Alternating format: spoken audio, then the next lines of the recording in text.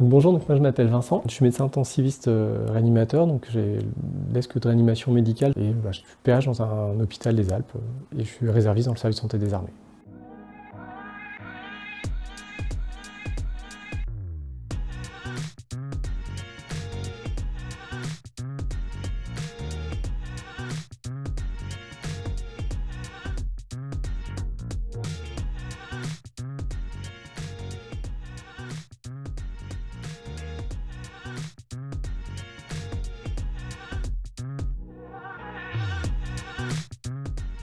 Quand ai-je commencé à travailler pour le SSA? Alors, j'ai commencé le service santé des armées en 2011 quand je me suis engagé comme officier commissionné, c'est-à-dire c'est un poste de militaire en CDD, militaire sous contrat, dans le service de réanimation de l'hôpital d'instruction des armées Percy à Clamart. Et par contre, j'avais déjà rencontré des gens du service santé des armées quand j'étais interne, puisque j'étais parti en volontaire international à l'hôpital principal de Dakar. Donc, c'était une mission civile pour le Quai d'Orsay, pour le ministère des Affaires étrangères. Et j'ai travaillé dans l'hôpital militaire sénégalais avec des coopérants militaires français également. Quelle est mon année type? L'année type, il n'y a pas d'année type, pour le dire de façon un peu résumée. Pour être dans les détails, en fait, mon cœur de métier, c'est être PH à l'hôpital. Et puis, je donne 20, 30 ou 40 jours au service santé des armées, souvent par bloc d'une semaine où je vais encadrer des formations. Donc, je fais surtout un travail de formateur avec la formation, la médicalisation sous contrainte NRBC, le sauvetage au combat, pour des publics qui sont variés, puisque ça peut être des militaires d'actifs, infirmiers ou médecins, parfois des élèves ambulanciers, des étudiants en médecine militaire ou des réservistes de toute profession. Cette année, ça a été un peu différent parce que je suis parti 3 mois en mission d'opération extérieure au Sahel où en fait j'ai fait l'équivalent du SMUR héliporté, c'est-à-dire j'ai fait ce qu'on appelle les MEDEVAC sur hélicoptère de manœuvre, c'est-à-dire aller chercher un militaire blessé sur le terrain et le ramener à une structure de soins. Quelle place aujourd'hui pour ma vie personnelle? Importante. Moi, je suis papa, j'ai 4 enfants, le plus grand a 13 ans, le dernier va bientôt avoir 1 an. Et c'est important, on essaie d'avoir des moments en famille, on fait du sport ensemble. J'habite dans les Alpes, donc l'été on se baigne dans les lacs et on se balade dans les montagnes. Et l'hiver on va faire du ski, de fond, de randonnée, alpin, de la luge. Voilà, c'est important de garder sa vie familiale parce que c'est quand même ça le sens de tout. Quels sont les aspects financiers? Financièrement, quand on est réserviste, on est payé à la journée d'activité. Le salaire qu'on touche, en fait, c'est un salaire à la journée qui dépend de son grade et de primes de qualification. Si on s'engage alors qu'on est encore étudiant en deuxième cycle, quand on est donc aspirant de réserve, l'indemnité c'est 47 € par jour à peu près, et ça monte avec les montées en grade, donc quand on passe interne. Et quand on est jeune médecin, donc capitaine, on est aux alentours de 120-140 € par jour.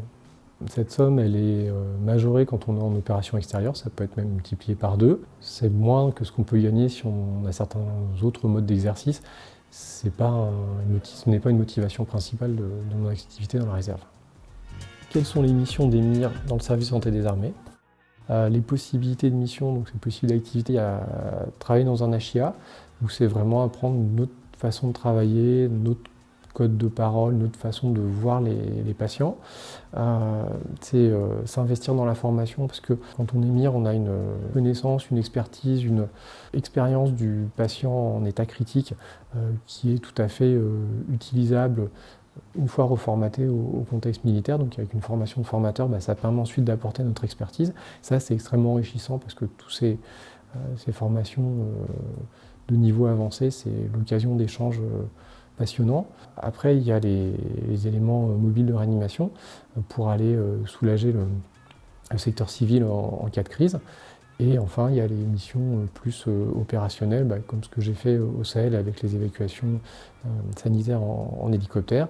Il peut y avoir la même chose en avion tactique. Il peut y avoir des missions éventuellement sur des bateaux, sachant que ce sont des missions assez rare parce qu'il n'y a pas énormément de postes, donc il ne faut pas se mettre ça comme objectif en disant c'est l'alpha et l'oméga de mon engagement, sinon c'est une bonne façon d'être déçu parce que ça arrivera sûrement un moment mais pas forcément tout de suite, et donc il faut entretenir sa motivation autrement. Pourquoi je conseille de faire de la réserve? Parce que j'y prends beaucoup de plaisir et je trouve beaucoup d'épanouissement. Déjà ça c'est très égocentrique comme motivation, mais parce que ça permet de faire des choses qu'on ne peut pas faire autrement, ça permet de développer des compétences qu'on ne pourrait pas développer autrement, donc ça apporte une grande satisfaction. Là cet été, quand j'étais au Sahel et qu'on était en hélicoptère à 10 mètres du sol à 250 km/h, des choses qu'on ne vit pas autrement, donc ça permet de faire des choses qu'on ne pourrait pas voir. Ça c'est la première étape. Le deuxième niveau de pourquoi je recommande de faire ça, c'est qu'il y a un sens à cet engagement, parce que ça a un sens pour notre communauté nationale, nous la France, la stabilité du monde, la stabilité de notre pays.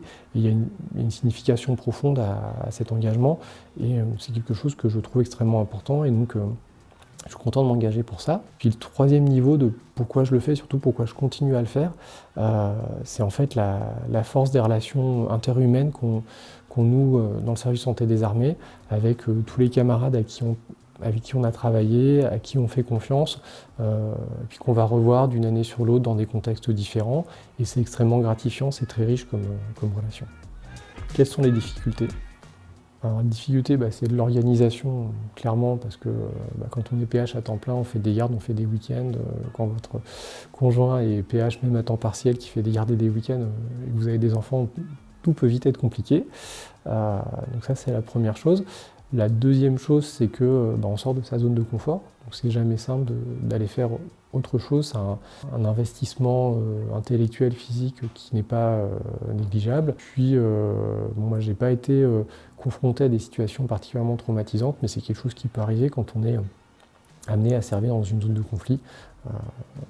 Par chance, j'ai jamais été confronté à des choses dures, mais ça peut arriver, donc c'est une réalité dont il faut tenir compte. Comment concilier la réserve avec un poste hospitalier ? Il faut être organisé, c'est la première chose. Puis la deuxième chose, ça ne se fait pas tout seul, il faut une équipe. Il faut à la fois une équipe au niveau de l'hôpital, parce que il faut que le service ne soit pas en souffrance pour pouvoir poser des jours de congé pour aller faire de la réserve. Alors quand on est dans la réserve, on signe un contrat d'engagement à servir dans la réserve. Il n'y a pas de minimum. En fait, on fait à la fois ce qu'on peut et ce dont le service a besoin, ce dont le service de santé des armées a besoin. Il n'y a rien n'est imposé, parce que hors période de guerre, le service de santé a bien compris que les gens sont des professionnels par ailleurs, ont des contraintes, et il y a des moments où ils sont plus disponibles que d'autres. Donc il n'y a pas de minimum. Par contre, il y a des minimums administratifs. Si on veut progresser dans sa carrière, être noté, avoir de l'avancement, il faut faire 10 à 20 jours par an, plutôt 20 jours.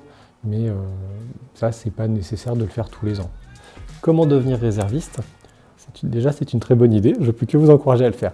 Ensuite, comment le faire ? Il y a des structures de recrutement pour la réserve qui s'appellent les CERFREM. Donc, les CERFREM sont des sections de rayonnement de recrutement et de formation des réserves pour le service de santé des armées. Elles sont réparties géographiquement sur toute la France. Donc, vous tapez CERFREM sur Internet, CERFREM service de santé, et vous aurez l'adresse de la CERFREM à côté de chez vous. Et en fait, vous avez des interlocuteurs qui vont vous guider pour formaliser votre demande et puis vous orienter pour trouver une formation d'emploi, une unité en fait à l'intérieur du service de santé des armées qui sera intéressée par votre profil et qui pourra vous employer. À partir de là, il y a une étape administrative qui commence par une visite médicale pour être sûr que vous êtes apte à faire de la médecine en contexte militaire. Et ensuite, il y a une enquête de sécurité avant de vous faire signer votre contrat d'engagement à servir dans la réserve. La durée du contrat varie, c'est généralement minimum 2 ans, et ça peut être des contrats de 5 à 6 ans, et ce sont des contrats après qui sont renouvelables, et c'est beaucoup plus simple de renouveler son contrat. Quelle pourrait être l'évolution de la place des MIR dans le service de santé des armées ? Alors, la place des MIR dans le service de santé des armées, c'est difficile de la prédire et d'anticiper, parce que le service de santé des armées dépend beaucoup de ce qui se passe dans le monde. Si on a un conflit de haute intensité qui s'installe, l'armée va mécaniquement grossir, et donc la place des MIR va grossir.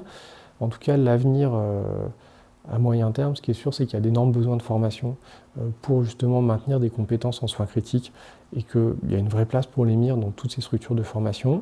Il y a toujours un besoin d'aller soutenir nos camarades dans les HIA parce qu'ils ont la pression de fournir des personnels qui doivent partir en opération, donc il faut les soulager, et puis il faut aussi apprendre à leur contact pour ensuite pouvoir être prêt si jamais il se passe quelque chose au niveau du pays. Et puis il y a un axe à développer pour le moment qui est le NRBC, où en fait on a beaucoup de compétences en toxicologie dans la mire. On a la compétence en oncologie, hématologie, où en fait ça touche beaucoup le NRBC avec tout ce qui est atteinte médulaire et donc hématopoïétique. Et là, il y a une place clairement pour les mires. Si j'avais un conseil pour les internes, n'ayez peur de rien, faites ce que vous voulez faire, vous trouverez toujours une solution, vous retomberez toujours sur vos pattes et n'ayez pas de regrets.